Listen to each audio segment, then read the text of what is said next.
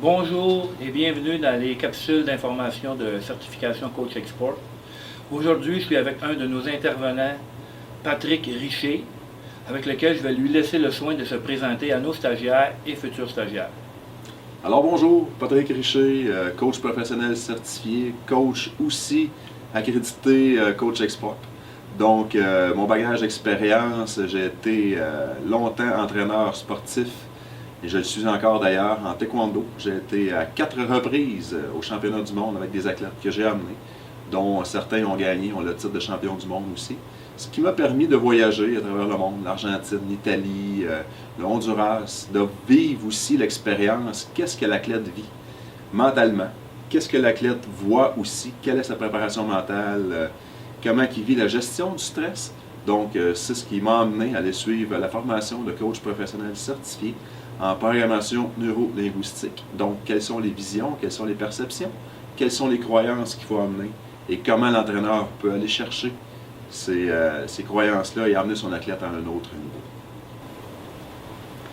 Alors Patrick, quelle est l'importance de la psychologie sportive pour un entraîneur et même pour un athlète? Bien, pour l'entraîneur, d'abord et avant tout, c'est d'être capable d'aller chercher son athlète quand il a besoin. Combien de fois avez-vous vécu, je vous lance la question, qu'un athlète ne performe pas au moment opportun? Et pourquoi? Donc souvent, c'est une question de préparation mentale. 80% des résultats reliés à la compétition, souvent, sont reliés à la partie mentale. Si on regarde, exemple, je ne sais pas moi, 2 physiques qui sont similaires, lequel qui va sortir le mieux, puis pourquoi?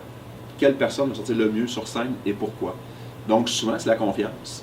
Donc, comment que l'entraîneur peut arriver à amener la confiance en son athlète? Donc, 80% du temps, c'est la partie mentale qui arrive en ligne de compte. Quelle est la façon que l'entraîneur aussi va prendre pour amener son athlète? D'être capable de le dissocier du moment. Donc, j'ai vécu dans ma carrière beaucoup de fois que les athlètes avaient de la difficulté à gérer le stress, à gérer leurs émotions.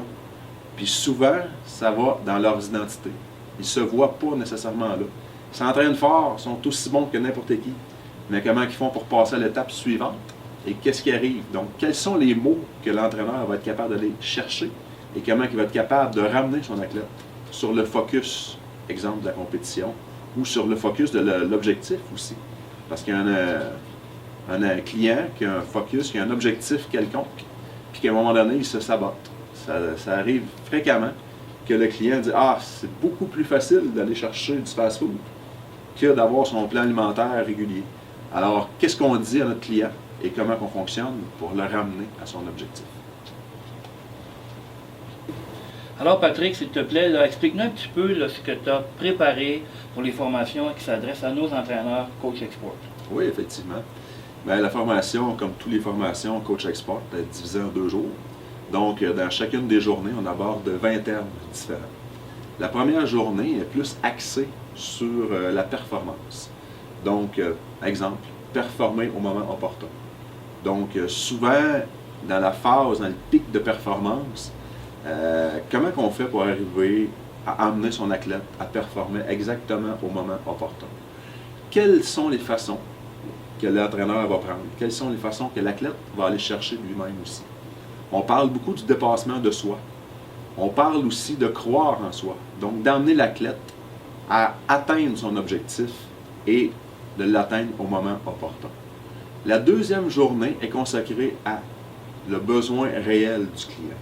Donc, quels sont les besoins réels que le client a besoin? Qu'est-ce qu'il faut aller chercher en tant qu'entraîneur?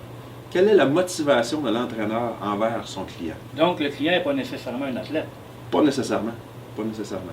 Combien de fois qu'il y a des gens qui rentrent dans un gym, exemple, puis qui vont, je sais pas, vont prendre un abonnement de 3 mois. Et je serais curieux de connaître le pourcentage de ces gens-là qui demeurent par la suite. Donc, la deuxième journée, c'est qu'on parle de ça. Comment que l'entraîneur peut créer le rapport avec son client, avec son athlète? Quels sont les mots qu'il va faire en sorte d'aller chercher?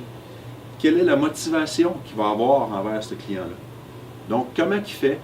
Quelles sont ses ressources pour être capable d'augmenter, 1, sa base des clients, 2, être capable de les garder, et 3, de créer le rapport efficace avec lui, et aussi de devenir un communicateur qui est efficace.